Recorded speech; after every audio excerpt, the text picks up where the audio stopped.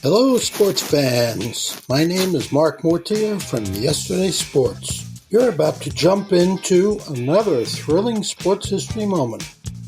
But first, let's dive into today's sponsor, just in time for the holiday season. Introducing Art of Words, the brainchild of word artist Dan Duffy from Philadelphia. Dan meticulously crafts stunning images by handwriting relevant words from some of the greatest sports moments in time. These unique, budget-friendly illustrations are the perfect gift, sparking cherished memories and capturing hearts. Choose from city skylines, sports, history, and musicians to find a piece for everyone. And here's the exciting part. For that sports fanatic in your life, gift them a piece of their favorite team or player's history. Art of Words tells a compelling story. Explore collegiate stadiums, each meticulously crafted with every football victory etched in words. Or venture into baseball stadiums, handwritten with every player from the team's illustrious history. Don't wait. Order a print today for yourself and your loved ones this holiday season. Transform your wall into a gallery of captivating art and surprise your family and friends with a print of their own. Use code SHN15 at artofwords.com for a 15% discount on your order in November and December. Visit Art of Words, where words magically transform into stunning art, evoking cherished memories and touching the hearts of those you care about. Again, use the code SHN15 for 15% off at artofwords.com. Welcome to everyone to the show. Glad you're here. Been a crazy month, but I can say I'm finally settling in, and now we'll be back to putting out episodes on almost a weekly basis. I say weekly because there was going to be a Sunday in July. July 17th is my birthday. I turned the big 4-0, and I'm going to maybe skip that one. I don't know. I might be able to do a podcast before the weekend. Just a little quick hitter. But we're back, baby. We're back. It's all that matters. It's dingers and dunks. The way we're gonna do this is we're gonna have one half of the episode is gonna be about baseball history, and the other half is gonna be about something that happened in basketball history. Not just going to be talking about Major League Baseball or just the NBA, but all of baseball and all of basketball. Total. So, first episode on the Sports History Network. So glad that has happened as well. Huge shout out to Arnie Chapman for the help on that, and appreciate it. So let's get into a couple quick hitters before we get into our topics for the day. Let's start with baseball. I mean, baseball's back in New York, as I think this is only the fourth time that the Mets and the Yankees have been leading their divisions at the same time, and two of those times the Mets ended up finishing second. So that could be bad news for Mets fans. Also, it looks like they're on a crash course to be making the World Series against each other, which would only be the second time that's happened in the history of baseball. And it's always good to have baseball in one of the bigger markets available. Having those teams, it seems like everybody just pays attention more when it's the teams in the bigger markets than if it's, say, the Twins are having a good year. By the way, they are. Or if you're talking about the Rockies, some of those smaller market teams like that. I mean, baseball really strives when you got the Yankees, the Mets, the Cubs, the Cardinals, the Dodgers, all doing good. Is usually when baseball strives. And I know that irritates some people because those are the teams that are throwing the money at it, but in reality, that's the reason why people watch. So the Yankees are finally having a lineup that everybody thought that they could be with that lineup. They finally have a lineup that's producing home runs, producing runs, and overall being the dominant force that everybody thought they could be.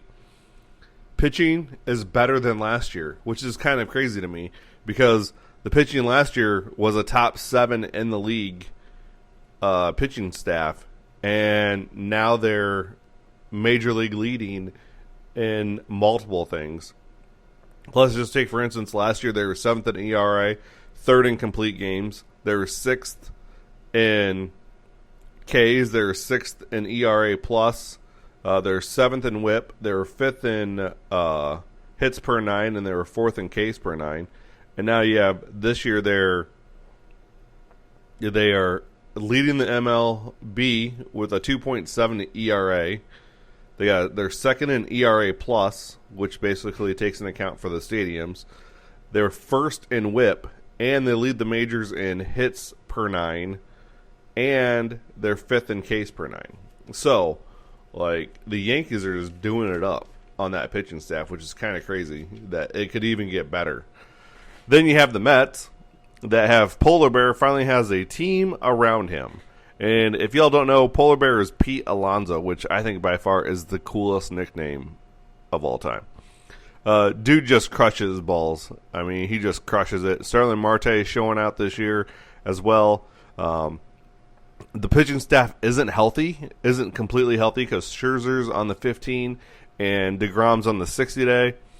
And it looks like DeGrom will be back for the second half. I just looked at it, a little bit ago, and he was making strides, starting to throw a little bit. Scherzer, they're thinking he's going to be back at the normal 15-day mark, but you get DeGrom that second half. That's like making a big free agent acquisition right there, and you throw him in the mix with this rest of this pitching staff, and the NL is going to have no chance.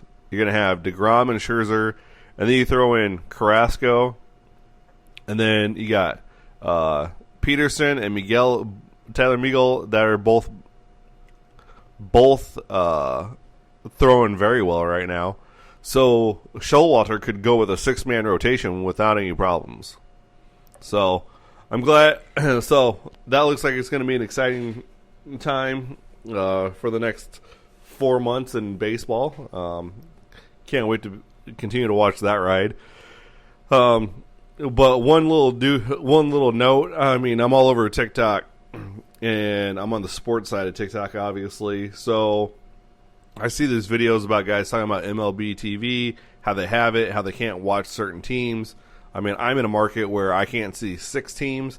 I can't see the White Sox, Twins, Cubs, Cardinals, Brewers, or Royals. So I get that. Now, that goes to my point that Major League Baseball needs to do better at reaching a younger audience and be more active with social media, player promotions, and open up that broadcast availability more and do less blackouts. I mean, this isn't the 80s or 90s. This isn't the early 2000s when you only could catch a game if it was on TV or you went to the ball game. And now we're living in a very mobile generation where we'd rather watch it. If we can't get to the game, we're always going to try to watch it on our device. And if doing so creates a blackout situation, then that's a huge bummer for all MLB fans. And you're not reaching that other market. Like NBA, you can, as long as it's not a nationally televised game, you can watch any game you want in the NBA on their league pass. Same with hockey. You can watch any game on ESPN Plus for hockey. So I think Major League Baseball needs to, I understand they got regional deals out there, but they just need to open it up more to the fan. So that I think would be a huge step. And then maybe promote some of your star athletes. I mean, Mike Trout can walk down the street and nobody can even know who he is.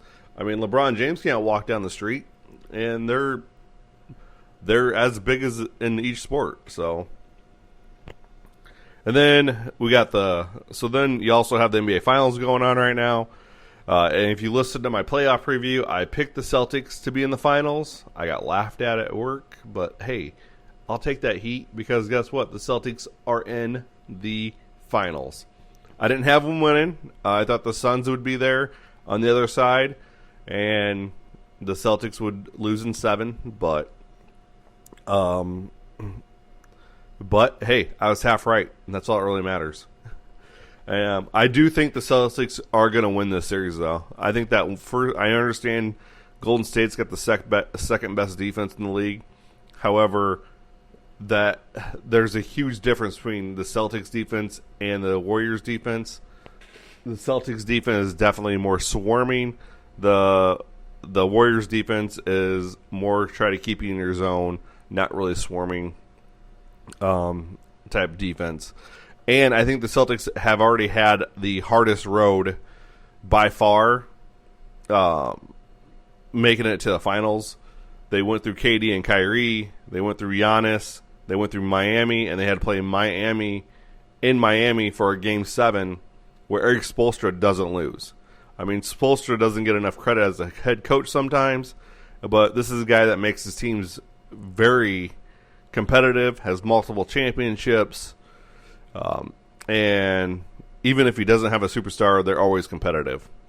So, and then if the Celtics, pull this off, Tatum has to be considered one of the best players right now in the NBA.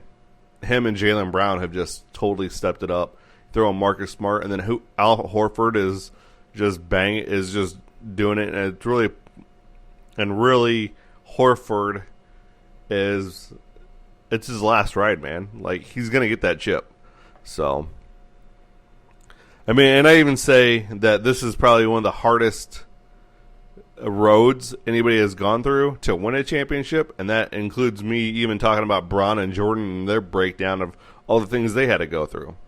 So, sports are exciting. You got hockey where you got the Avs leaving the Oilers 3-0, and you got the Rangers beating Tampa. So the Rangers Colorado Avs, finals is on the horizon, it looks like, which that'd be a fun time.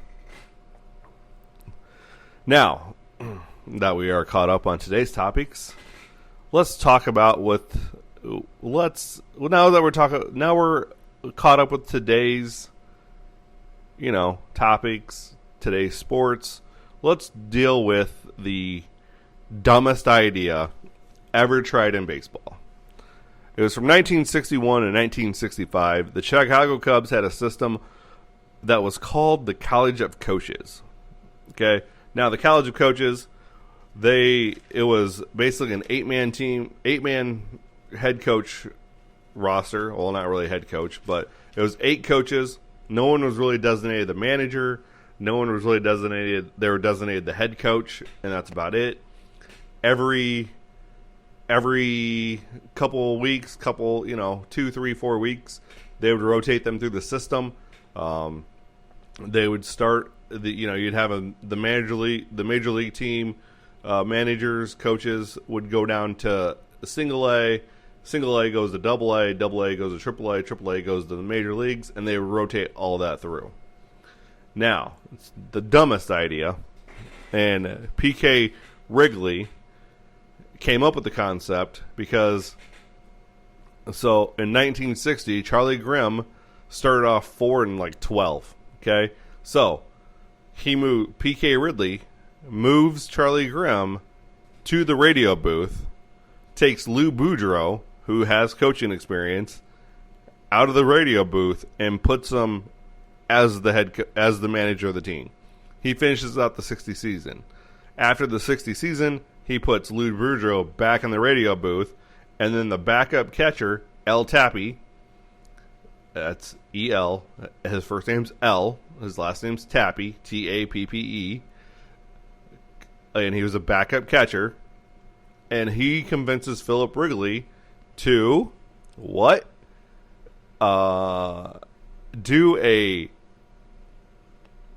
not allow the incoming manager to bring in his own coaches, and rather he suggested Wrigley bring in 8 veterans from the Cubs organization as coaches, 4 for the minors and 4 for the Cubs.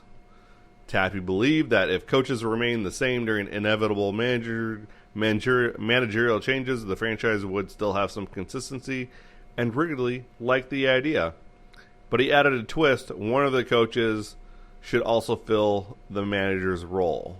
So, when he announced this experiment of what he was going to do, Wrigley argued managers are expendable, and I believe there should be relief managers just like relief pitchers. If you want, these are quotes that I'm taking right off the Wikipedia page about the 61-62 team. However, doing my research on the Cubs back in the day, this program lasted through 65. 61-62 is when they just included the major league level. In 63, 64, and 65, they did not include the major league level in this college of coaches, but they still did it in the minors, which probably hindered some of the minor leagues making it to the bigs. Also, you had in this time, you had stars on the Cubs of Santo, Williams, Banks, Richie Ashburn for a couple years. Lou Brock was actually involved with the Cubs during this time before he got traded to St. Louis in 63, which is by far one of the dumbest trades the Cubs ever made as well. He was batting .340 with the Cubs at one point, had 43 stolen bases. You know, he was doing Lou Brock things in his second year. So you could have paired Lou Brock, Billy Williams, Ron Santo, and Ernie Banks in a lineup. That should at least get you a couple championships, I would think. Like, you got speed, power, contact, and more power. So, I mean, that's where I would have thought they would have done that. So, here they come up with the idea of, you know, we're going to have this whole situation happen.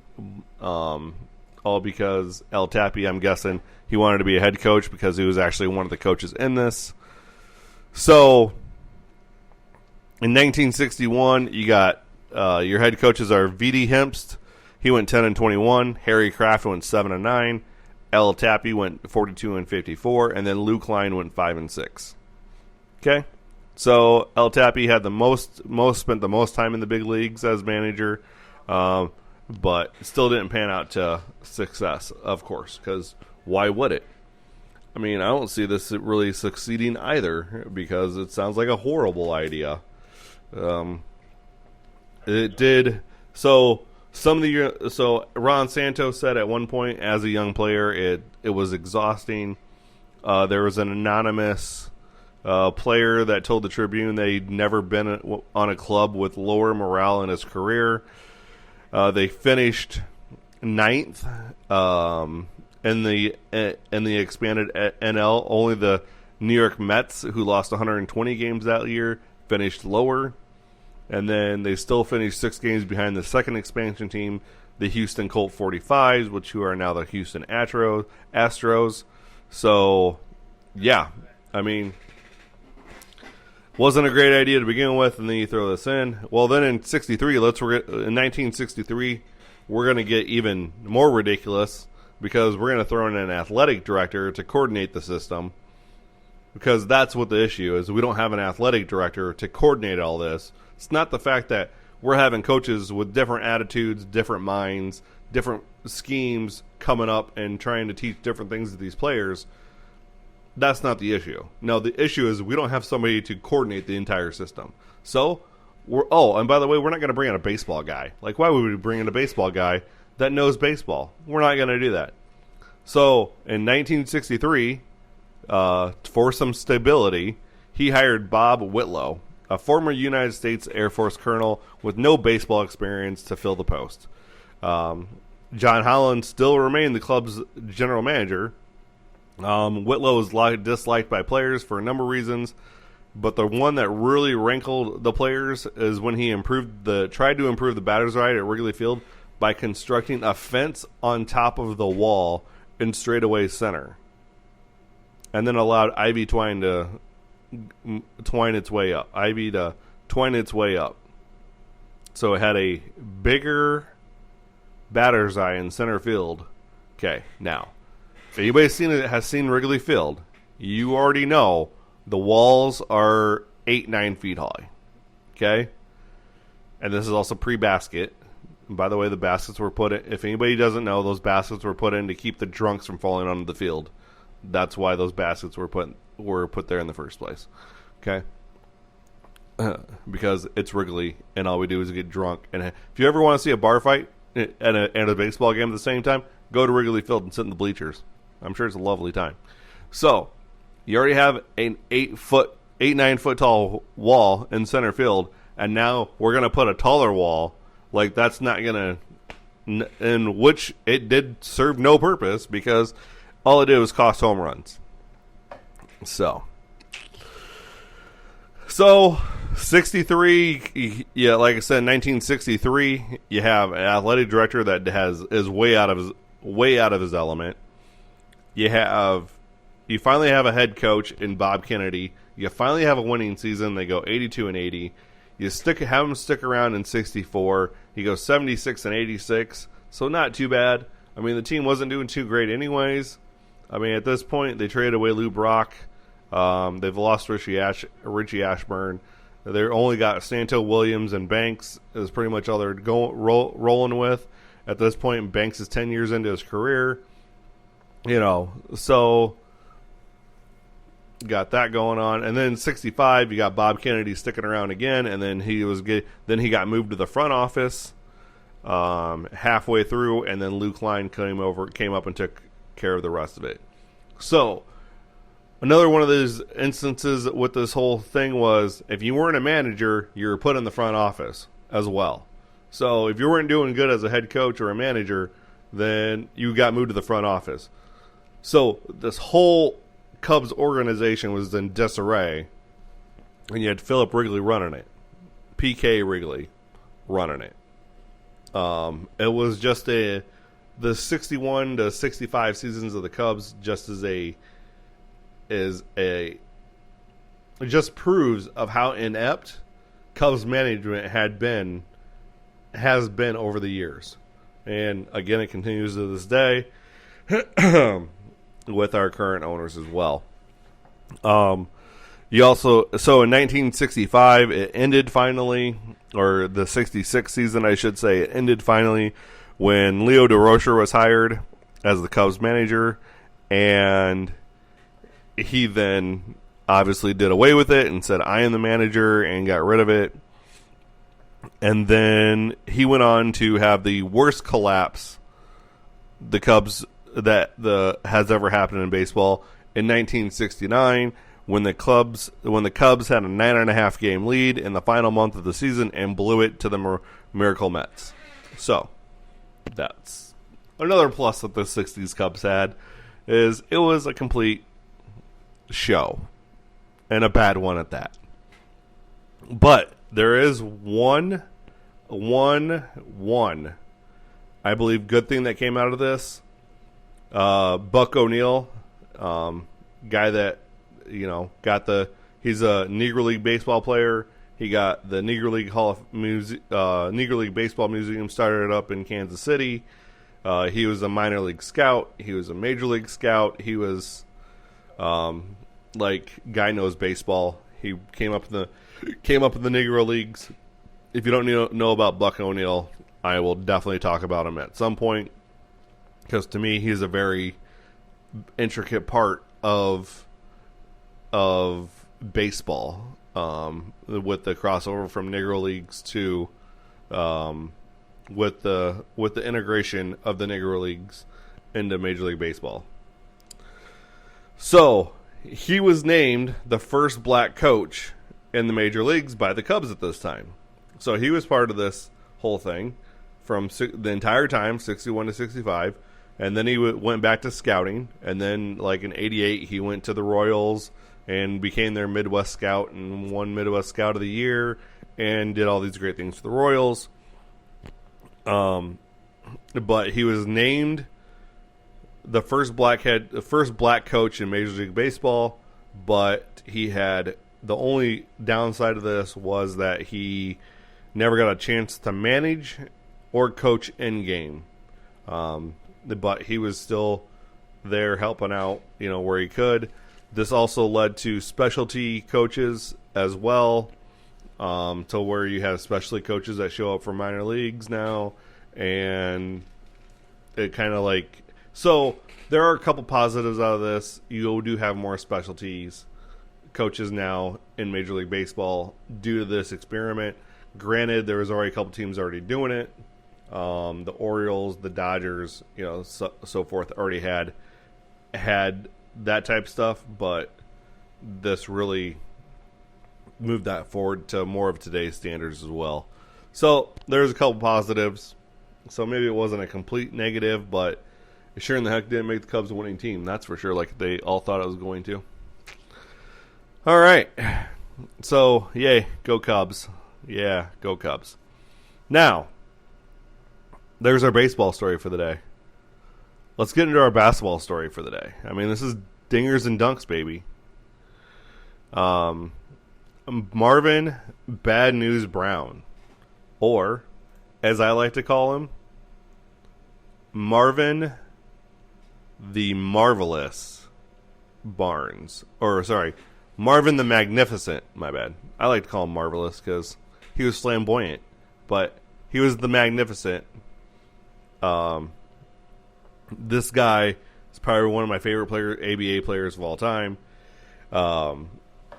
While doing my research on Marvin, every article, podcast, or even video I saw started with Marvin Bad News Barnes was considered a future Hall of Fame basketball player before he ever graduated from Providence. And then they go on to talk about all the bad things he did. Because, I mean, why not? It's easy, right? It's easy to point out a person's flaws. It's easy to point out their missteps. It's easy to really dwell on the negative side of their life, right? I mean, granted, they do talk about some steps of his career. However, it always goes back to how he screwed up at some point. So I'm trying to bring a little brightness to, this guy had a short career. It was 5 seasons, 2 seasons in the ABA, 3 seasons in the NBA, and then he played a season in Italy, and then he bounced around the CBA, the Continental Basketball League for a while, or Continental Basketball Association, the CBA, for a while. But this is really a story of how, he got in trouble as a teenager, overcame it, still went to Providence. Made a lot of money at the time for St. Louis, would miss practice, would show up to games right as the game was starting. The ABA would put up with it for a while because it was the ABA and he scored a lot. The NBA did not. I mean, at the time, I think today the NBA would probably put up with a little bit of it, but not like it was then. So they really didn't put up with it back then. This is a guy that could score and rebound as a 6'8" power forward. He could do it all. He shot well from the free throw line. He shot well from the field. He was just a legit scorer is what he was. So Marvin Barnes was born July 27th, 1952 in Providence, Rhode Island. All right, let me give my credits where credit's due before I even start this. So all of my information for Marvin Barnes, I credit basketballreference.com for all the stats. And then I did take a few lines from his obituary that I found online as well, because he passed away in 2014. So just give you a little hindsight of where I'm getting my information from. So Marvin Barnes, like I said, was born July 27th, 1952 in Providence, Rhode Island. passed on September 8th, 2014 at 62 years old. Not only was Marvin Barnes a legend on the court, but he was the founder of the Rebound Foundation, Bouncing Back from Adversity. This foundation that he founded later in life provided substance abuse education and preventative talks to schools. It was an after-school program as well for at-risk high school boys that educated them about substance abuse, physical fitness, and health, and operated summer basketball camps throughout Rhode Island.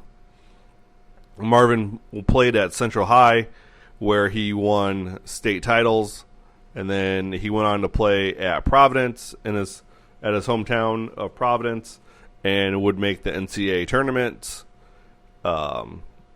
And at Providence, he averaged his freshman year 24.8 points and 22.3 rebounds. Sophomore year, he went 21.6 for 15.7. His junior year, he was 18.3 points per game and 19 rebounds. And then his senior year, he went 22 and 18, and that was also leading the nation in rebounds as well. And you got to remember, when he led the nations in rebound, that's when you had UCLA and Bill Walton, and Bill Walton is by far probably one of the arguably best centers of all time, who just had to have ankle injuries. So after Providence, Marvin Barnes then gets drafted second overall by the 76ers after Bill Walton. He also got drafted in the ABA in 1973 by Denver with the undergraduate draft. But then Denver sold his rights to the St. Louis. And then St. Louis, so Marvin went on to play for the Spirit of St. Louis due to the ability of St. Louis to pay more money. Which, hey, go get your cash, bro. You're only in this game for a short amount of time. Go get your cash. So Marvin played the last two seasons of the ABA with St. Louis.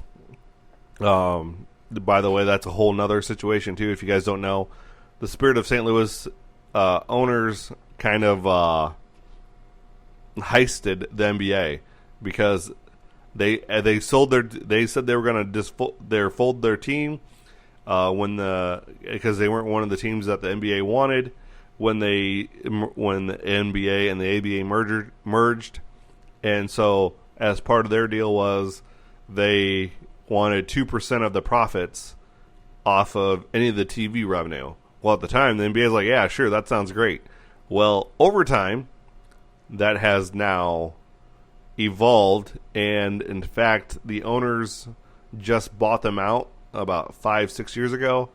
Finally just bought them out, and they took home $800 million out of that deal for doing absolutely nothing.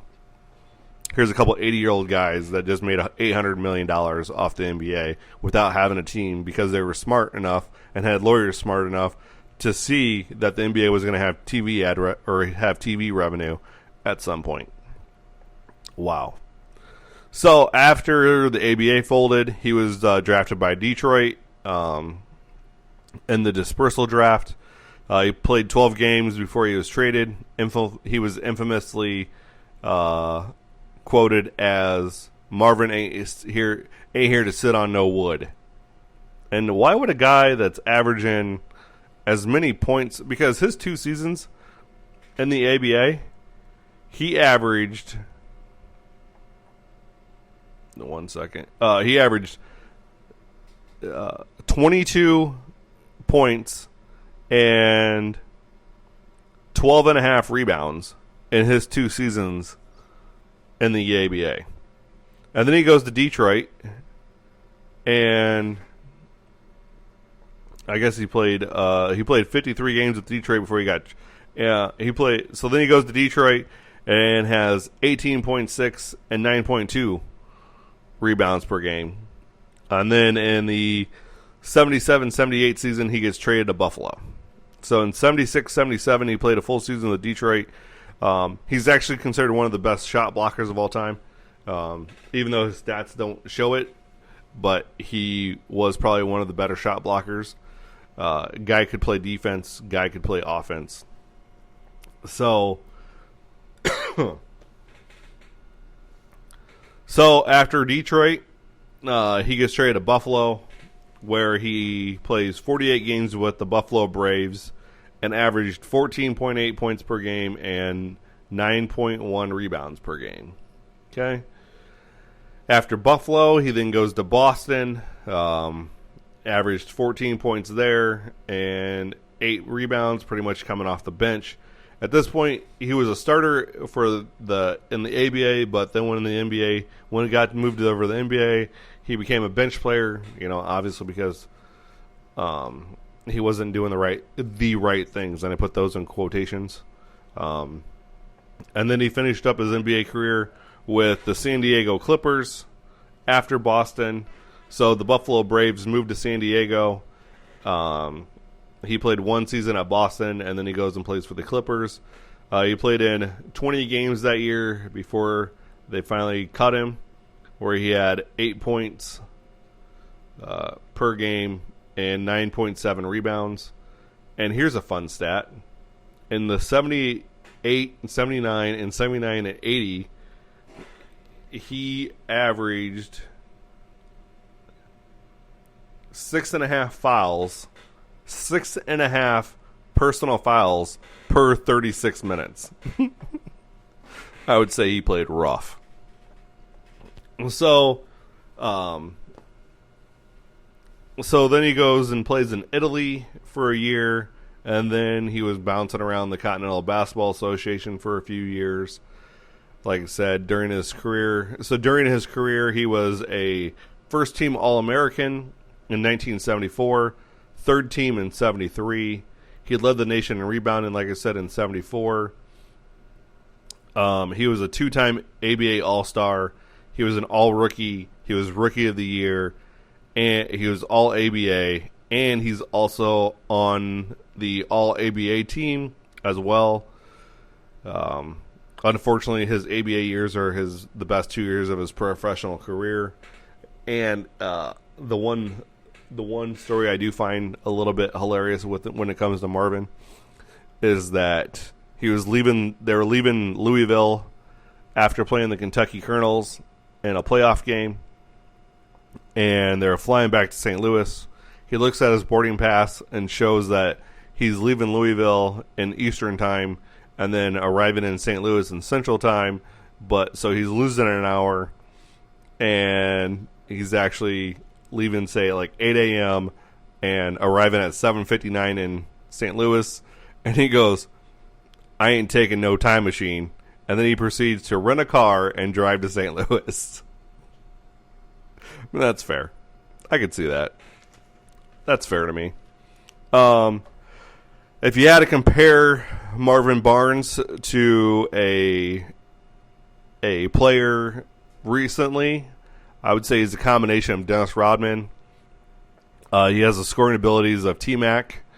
T-Mac could score. Let's not get that wrong. T-Mac could score. So let's not get that twisted. His time just got cut short due to injuries. So unfortunately, Barnes' career was cut short, as was his life by drugs, and that's why I think Marvin Barnes was homeless in 1980 in San Diego, California. And then he goes and plays in Italy, plays in the Continental Basketball Association, and then he ends up later in life moving back to Providence and then starting that foundation that he started.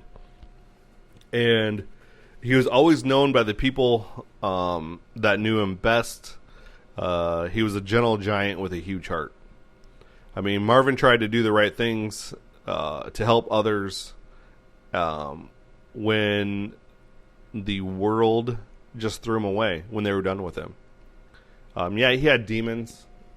He had issues with drug abuse. He probably had some mental health issues. But so we should be celebrating Marvin Barnes as a redemption story. Granted, as a redemption story after what had happened to him.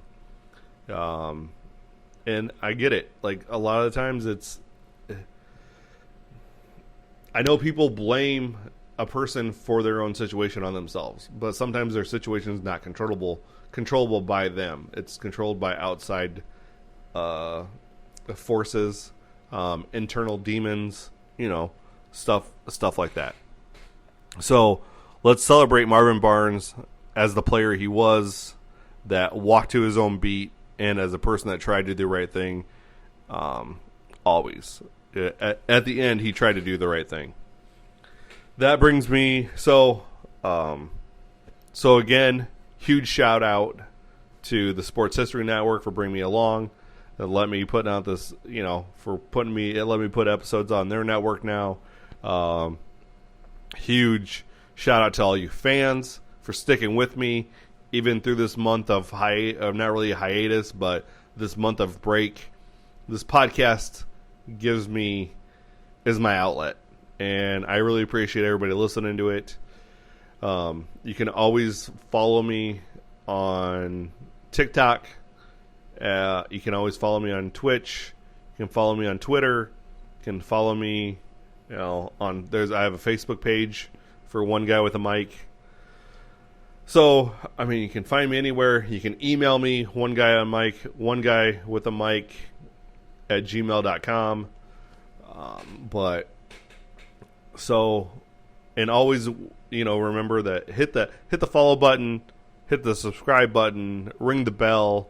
That way you're notified whenever I do episodes. And so it's great. I love it. I'm glad I'm back, juiced up to see where the rest of 2022 gets us. I want to talk about one thing real quick before I end this. May was Mental Health Awareness Month.